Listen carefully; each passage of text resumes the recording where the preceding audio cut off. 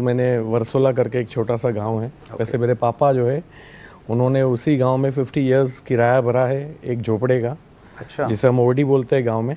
OD, चारों दीवार ओरडी, मतलब उसको झोपड़े को, जिसकी एक रूम होती है। हाँ, हाँ। 4 दीवार मिट्टी की होती है। अच्छा, मिट्टी के घर में रहे जी आप? जी, चारों दीवार मिट्टी की थी और एक ही रूम थी। 3 भाई और मम्मी पापा साथ में रहते थे। और काफी वाले कॉइन फोन। अच्छा, राइट राइट राइट जी, उसका मैं डिस्ट्रीब्यूटर, मतलब पहले हॉस्पिटल पे जी जी हर जगह था, हर दुकानों में लगा हुआ था बाहर। राइट। तो इनिशियल स्टेज में तो रिटेलिंग किया मैंने नडियाद में, जहाँ मेरा नेटिव प्लेस है। राइट। फिर मैं बड़ौदा स्टे किया क्योंकि मुझे होलसेल करना था। फिर गुजरात में होलसेल किया। 7-8 करोड़ का मेरा टर्नओवर था एनुअल। 20-25 आदमी काम करने लगे। राइट। मैंने घर, गाड़ी, ऑफिस सब कुछ ट्रेडिशनल मार्केट से ले लिया था। अच्छा, इस फील्ड में आने से पहले। लेकिन हुआ ये कि फाइनेंशियल ईयर 7-8 में ये जब मोबाइल सस्ते हो गए तो पीसीओ का बिजनेस कॉलेप्स हो गया। अच्छा।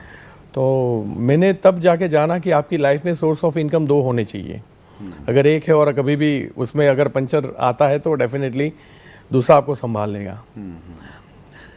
ठीक है, जैसे काम करने की आदत होती है, काम नहीं करने की भी आदत हो गई थी, क्योंकि जब बॉस बन गए और नुकसान हो गया बहुत जी, नुकसान हो गया। तो जिस इंडस्ट्रीज की मीटिंग में हम आए हैं, जिससे मैं बहुत नफरत करता था। अच्छा, डायरेक्ट मुझे, सेलिंग से? हाँ, मेरा एक दोस्त था, वो बेचारा टाई पहन के घूमता था। मैं उसको बोलता था, तू ऑफिस में आए ना तब टाई निकाल देना। अच्छा।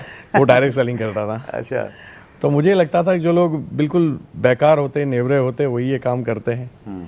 और अच्छे क्वालिटी के लोग कभी इस फील्ड में नहीं आते।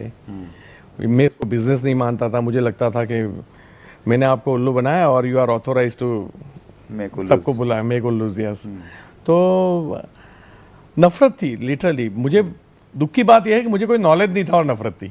अच्छा, ओके। और आज हमारे देश में 90% लोगों की हालत यही है। उनको जानकारी पता ही नहीं है कि डायरेक्ट सेलिंग क्या है और फिर भी वो नफरत करते हैं। तो मैं उनमें से एक था। तो मजबूरी, मतलब मरता आदमी क्या ना करता, वो वाली पोजीशन थी। तो लोगों ने बोला कि दोस्तों ने इंसॉल्वेंसी डिक्लेयर कर दे, लेकिन मैंने बोला नहीं, जब तक जिंदा हूँ मैं पैसे चुकाना चाहूँगा। अच्छा, बैंक के पैसे। हाँ, तो क्योंकि अब इतना पैसा, हमारा कोई बैकग्राउंड से हम थे नहीं। तो प्रॉपर्टी भी सेल करो तो उस वक्त प्रॉपर्टी के इतने रेट नहीं थे।